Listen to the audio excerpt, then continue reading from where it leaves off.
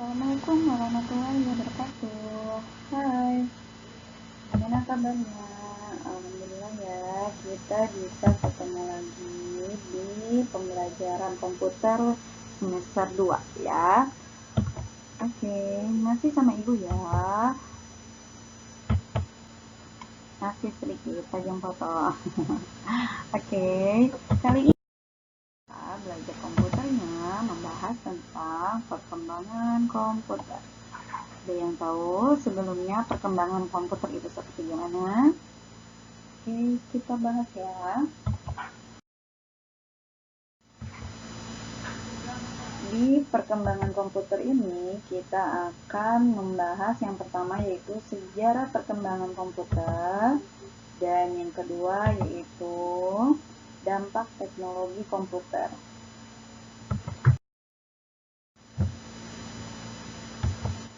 Oke, yang pertama perkembangan komputer.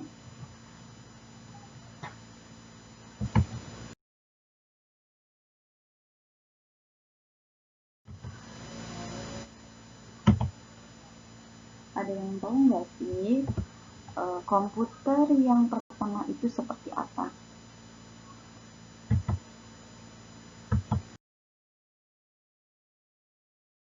Jadi komputer yang pertama kali ada itu seperti ini ya.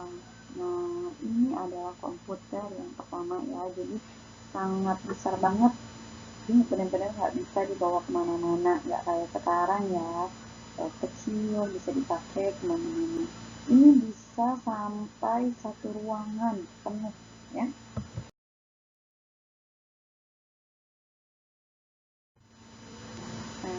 Semakin sini perkembangan komputer itu semakin canggih ya. Kenapa semakin canggih? Karena untuk mempermudah kehidupan kita sehari-hari. Dari komputer yang pertama yang besar banget bisa sampai satu ruangan, dikembangkan sehingga menjadi komputer yang kecil atau banyak banget yang nyebutnya itu komputer meja. Setelah itu berkembang lagi menjadi laptop yang bisa dibawa kemana-mana dan bisa dimasukkan ke tas juga ya, sehingga laptop juga bisa disebut dengan komputer gini. Setelah itu berkembang kembali menjadi smartphone. Jadi kita bisa melakukan beberapa pekerjaan yang biasanya kita kerjakan di laptop itu di handphone untuk sekarang ini. Nah, sekarang kita tonton bersama-sama film tentang komputer. Oke, selamat menyaksikan.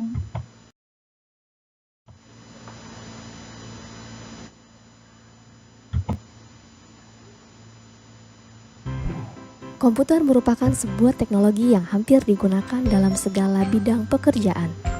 Contohnya seperti bidang pendidikan, kedokteran, pertahanan, dan masih banyak lagi. Namun, bagaimana sih sejarah dari komputer itu sendiri? Dalam perkembangannya, komputer sendiri memiliki 5 generasi yang berbeda. Dimulai pada tahun 1940, komputer bernama Z3 berhasil diciptakan oleh seorang ilmuwan Jerman bernama Konrad Zuse. Komputer ini digunakan untuk mendesain aerodinamika pesawat tempur Jerman. Namun sayang, komputer tersebut hancur akibat serangan bom sekutu. Beralih ke pihak sekutu, pada tahun 1943, sebuah komputer bernama Colossus berhasil diciptakan oleh Tommy Flowers.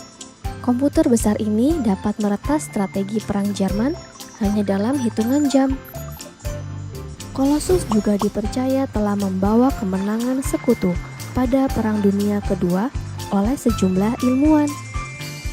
Mulai dari sinilah banyak perusahaan yang akhirnya ikut mengembangkan teknologi komputer. Hingga akhirnya memasuki generasi kedua, di mana vacuum tube dalam komputer mulai tergantikan dengan transistor.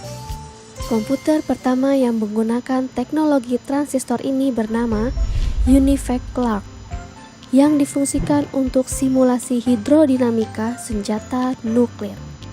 Namun seiring berjalannya waktu, peneliti menemukan kelemahan dari transistor yang dapat merusak komponen dalam komputer. Dan pada generasi ketiga terciptalah semikonduktor sebagai sebuah solusi yang dibuat oleh Robert Noyce. Komputer yang telah mengaplikasikan komponen ini disebut juga sebagai mini komputer karena ukurannya yang jauh lebih kecil dibandingkan komputer generasi sebelumnya. Tidak berhenti di situ saja.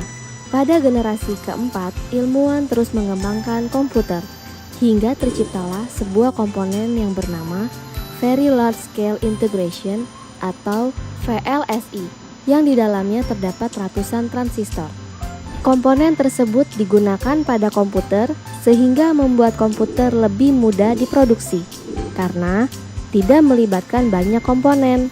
Selain itu, harga komputer juga menjadi lebih terjangkau. Turunnya harga komputer yang drastis berhasil membuat penjualan komputer meningkat sangat pesat dari tahun ke tahun.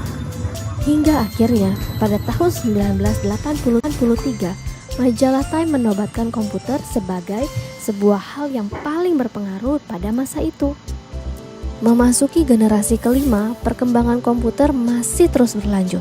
Hebatnya lagi, sekarang para ilmuwan sedang mencoba mengembangkan komputer yang dapat memiliki pikiran layaknya manusia. Dan mungkin komputer-komputer dalam film fiksi pun bisa terrealisasi dalam kehidupan kita nantinya. Itulah sejarah dari perkembangan komputer. Semoga informasi tadi bermanfaat ya. Sampai jumpa.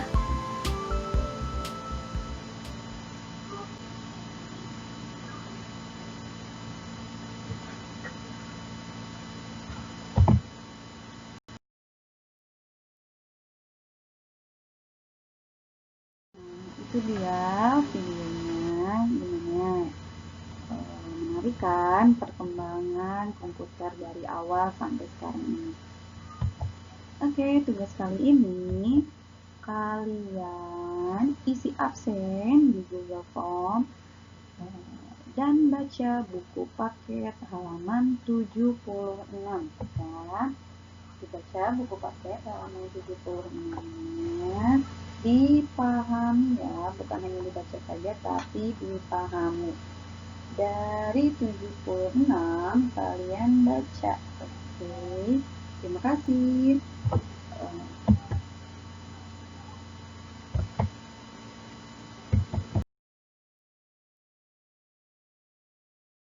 Oke, terima kasih atas perhatiannya. Kalau misalnya ada yang kurang jelas, kalian boleh langsung tanyakan ke ibu ya. Terima kasih banyak. Wassalamualaikum warahmatullahi wabarakatuh.